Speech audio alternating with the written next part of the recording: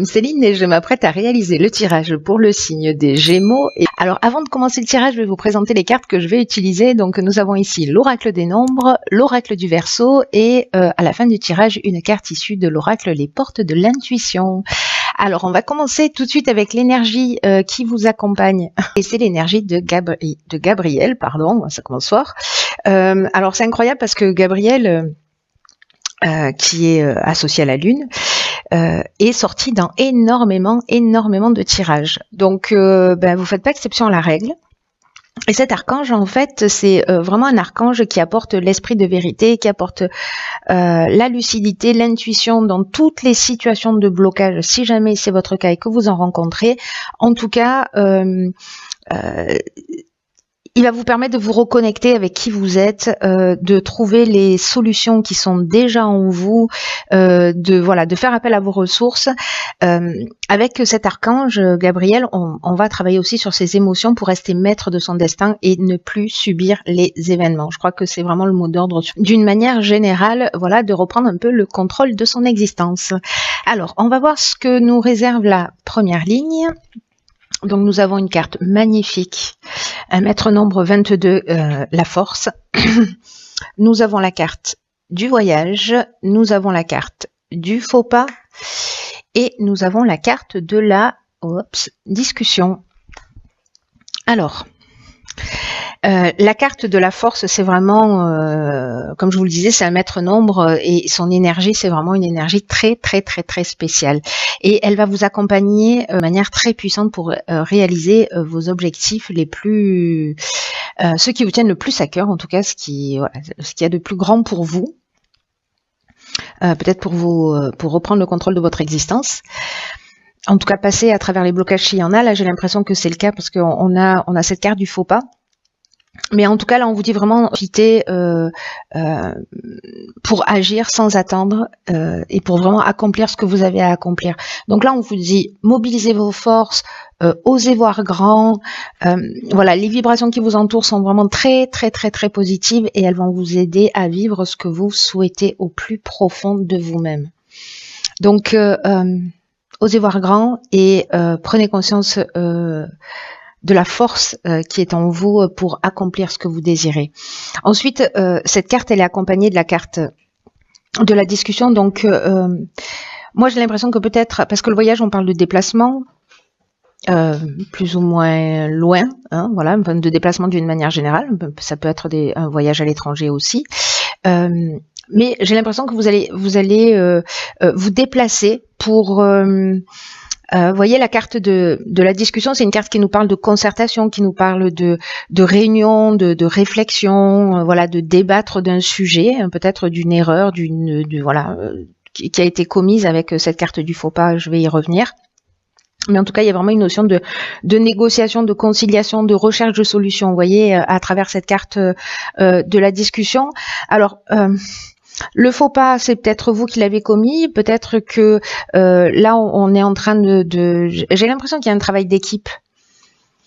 J'ai l'impression qu'il y a un travail d'équipe, ou alors vous avez une forme de désillusion par rapport à des attentes, à une discussion, voilà, que vous avez eu lors d'un déplacement. Peut-être que vous avez une sensation de faire le mauvais choix ou qu'un mauvais choix a été fait. Ou peut-être qu'il y a quelque chose qui n'est pas clair, vous voyez, parce qu'il y a une notion d'imprécision aussi avec la carte du faux pas. Donc là, ça peut résonner de toutes ces manières. Dans tous les cas, là, on vous dit que vous avez la force pour résoudre les problèmes. Donc là, on n'est pas dans des conflits, on est dans la recherche de solutions, hein, je vous le rappelle. Voilà, quoi qu'il en soit. Alors, on va voir ce que nous réserve la suite du tirage. Nous avons la carte numéro 47, qui est la carte de l'épanouissement. Nous avons la carte des chaînes. Nous avons la carte de la construction et nous avons la carte de la technique. Ok.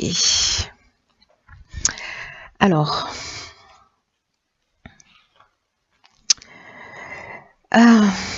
cette carte de l'épanouissement, elle nous dit encore une fois que vous êtes vraiment sous de très belles influences. Hein. Là, c'est une carte qui nous dit d'une manière générale que s'il y a des agitations dans votre vie, je pense que c'est peut-être lié à cette situation, qui peut être aussi bien dans le domaine professionnel que sentimental. Hein. Là, ça peut toucher tous les domaines.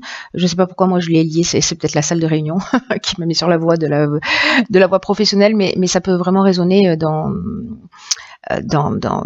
tous les domaines, pour le coup. Donc, je reviens à cette carte de l'épanouissement qui nous dit que s'il y a des agitations, que s'il y a des problématiques, s'il y a des blocages dont nous parlait Gabriel tout à l'heure, ils ne vont pas durer, voilà, et ils vont laisser place à un réel épanouissement. Donc là, on vous dit qu'il y a quelque chose de très positif pour vous et qu'il ne faut pas vous laisser influencer peut-être par des divergences qui soient passagères. Parce que elles vont finir par disparaître. Je pense que vous allez trouver un accord et vous allez poser vraiment des bases solides. D'ailleurs, c'est ce que nous dit cette carte de la construction. Si c'est une relation amoureuse, c'est pareil. Vous voyez, si c'est une relation professionnelle, c'est pareil. Si c'est une relation familiale, c'est pareil.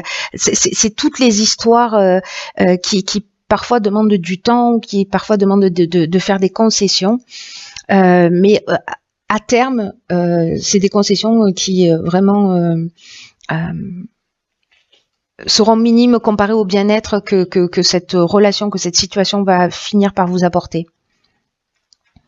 Donc là, on vous demande quand même de garder confiance.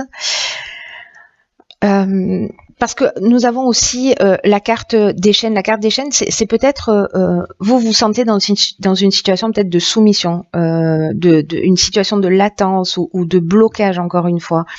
Peut-être de dépendance, peut-être que si c'est professionnel, vous êtes dans une forme vous êtes dans un arrêt de travail, vous voyez. Si c'est une relation sentimentale, peut-être qu'il y a une notion de stagnation ou de passivité, mais avec la carte de la technique, on est quand même dans le progrès, dans la recherche, dans le perfectionnement. Donc là, si on est en train de parler de relations humaines, je sais que c'est un peu particulier, parce que là, ça sonne vraiment technique, hein, pour le coup. Si c'est dans le domaine professionnel, vraiment, on est dans les nouvelles technologies, là, on est dans le sens de l'innovation, on est, voilà. Si c'est professionnel, vraiment il y a quelque chose qui se construit. Peut-être que ça stagne, peut-être que ça va pas aussi vite que ce que vous souhaitez, peut-être qu'il y a des divergences parce qu'il y a cette forme d'imprécision dont je vous parlais tout à l'heure avec cette carte du faux pas. Mais du coup, pour moi, vous allez trouver des solutions. Voilà, là on vous dit simplement, ne vous laissez pas perturber par ça, ne vous braquez pas, parce que il y a quand même quelque chose de constructif et d'épanouissant au bout de cette situation, encore une fois, peu importe le domaine. Alors, ensuite, nous avons la carte du partage. Ah ben voilà, ok. Très intéressant, vous allez voir pourquoi. Nous avons la carte des écrits, nous avons la carte de la régénération et la carte du marginal. Alors, fascinant. Alors, fascinant pourquoi ? Je vous explique tout de suite. Parce que la carte numéro 2, beaucoup de 2 hein, dans votre... ça nous parle de la relation que l'on a aux autres. Et c'est une carte qui nous dit qu'il faut apprendre à collaborer avec les autres, justement, et pas simplement... Pardon, je m'étouffe. Et pas simplement vouloir imposer son point de vue. Et ça va vous permettre d'améliorer les relations avec les autres. En tout cas, ça va vous ouvrir de nouveaux horizons. Alors, c'est très intéressant parce que soit c'est vous qui êtes comme ça, soit c'est une personne qui est en face de vous, décidément. Et là, on vous demande vraiment de mettre de l'eau dans votre vin. Parce que la carte du marginal, vous voyez, c'est une carte qui parle d'affirmation de soi, qui parle d'indépendance, qui parle de liberté et qui parle de refus des contraintes. Donc, il y a une notion de rebelle, il y a une notion d'insoumis avec cette carte du marginal. Là, il y a vraiment cette notion de se mettre à la place de l'autre. C'est-à-dire que le dialogue, vraiment, c'est une très bonne manière de tirer les choses vers le haut. Vous avez envie d'être compris, vous avez envie d'être respecté, et l'autre en veut autant. Donc là, cette communication, ce partage, ce qu'on vous propose là, c'est d'arriver à exprimer ce qui est juste pour vous et de permettre à l'autre aussi d'exprimer ce qui est juste pour lui et peut-être d'essayer de se mettre à la place de l'autre pour mieux le comprendre. Donc ça reste très important parce qu'il y a peut-être une notion aussi de guérison. En tout cas, c'est un outil que vous avez, une ressource, un outil que vous avez à disposition pour passer à travers ces fameux blocages hein, et pour avancer et reprendre en tout cas le contrôle de votre vie. Pas d'une manière brutale, voilà. On peut le faire, hein, on peut mettre des coups de pied dans la fourmilière, mais là il y a quelque chose de, je sais pas, de très subtil, de très constructif, etc. Alors cette carte elle est accompagnée également de la carte des écrits. Alors la carte des écrits c'est une carte de soit on est en train de parler d'un contrat, soit on est en train de parler de nouvelles. Peut-être de démarches ou en tout cas d'accords, de signatures, etc. Et le fait d'être dans le partage, dans la négociation et de pas être dans absolument le refus des contraintes, ça va vous permettre cette régénération, c'est-à-dire une reconstruction, une amélioration financière, peut-être un regain de sentiments si on est en train de parler d'une relation sentimentale. En tout cas, il y a de la guérison, il y a du renouveau, il y a une nouvelle énergie, il y a vraiment une amélioration. Donc c'est vraiment très intéressant et c'est très constructif en fait. Il y a vraiment cette notion de transformer les choses d'une manière positive et de les tirer vers le haut. Hein. Alors on va voir ce que nous réserve la carte. D'accord. Donc c'est la carte de la réparation, issue de l'oracle Les Portes de l'Intuition. Je vous lis le message. Dès que vous transformez ou réparez les choses, vous récupérez toute une énergie dont vous pouvez disposer. Voilà. Je vais m'arrêter là. Non, je vais pas m'arrêter tout à fait là parce que du coup, ça nous apporte des informations supplémentaires, cette carte. Même si elle résume très bien, je trouve, le jeu. C'est une carte qui dit que ce qui ne fonctionne pas chez vous mérite que vous y apportez votre attention parce que ça produit un blocage dans certaines situations. C'est ce qu'on est en train de voir là quand même. Hein. Et là, on vous dit que dès que vous transformez les choses, que vous les réparez, vous allez récupérer une énergie dont vous pouvez disposer dont bon vous semble. Et effectivement, il y a cette notion, je vous le disais aussi avec la régénération de guérison, et cette communication, le moment où vous allez travailler votre relation à l'autre en sortant de ce côté rebelle. Vous allez vous transformer. Il y a quelque chose qui va se transformer. Et ça marche aussi, si on fait un parallèle avec la situation que vous êtes en train de vivre, ça marche aussi avec les biens matériels. Par exemple, je pense à ça parce que ici on a la technique aussi et la construction. Et vous verrez si ça résonne pour vous. Mais leur état de marche de ces choses matérielles, je sais pas, de votre cafetière, d'un meuble, de quelque chose de cassé, d'en panne ou d'inutile que vous avez, on vous demande soit de le réparer, soit de vous en débarrasser. Parce que l'état de marche de ce qui vous entoure, c'est un peu l'image de votre propre fonctionnement. Vous voyez, comme un effet miroir. Donc, si vous commencez à le considérer de cette manière, qu'il y a une projection d'une certaine facette de vous-même, vous allez commencer à agir aussi sur le plan matériel. C'est-à-dire que vous n'allez pas laisser traîner et vous n'allez pas laisser traîner les choses. Vous allez les transformer. Vous n'allez pas vous bloquer. Vous allez réparer ce qui doit être réparé, transformer ce qui doit être transformé sous tous les aspects de votre vie. Et il y a vraiment, ça va apporter cette régénération et ce bien-être là qui va augmenter d'une manière vraiment considérable. Et ce comportement,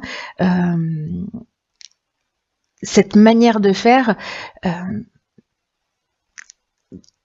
vraiment, ça va rejaillir dans tous les aspects de votre vie et ça va augmenter votre aptitude à la réussite. Donc là, faites le ménage, réfléchissez, triez, listez tout ce que vous avez à faire en vous, chez vous, autour de vous, afin que tout soit opérationnel. Voilà, techniquement, si vous avez des choses à régler, faites-le, parce que du coup, vous allez libérer une autre quantité d'énergie qui va être importante pour vous. Voilà, c'est un très beau jeu aussi qui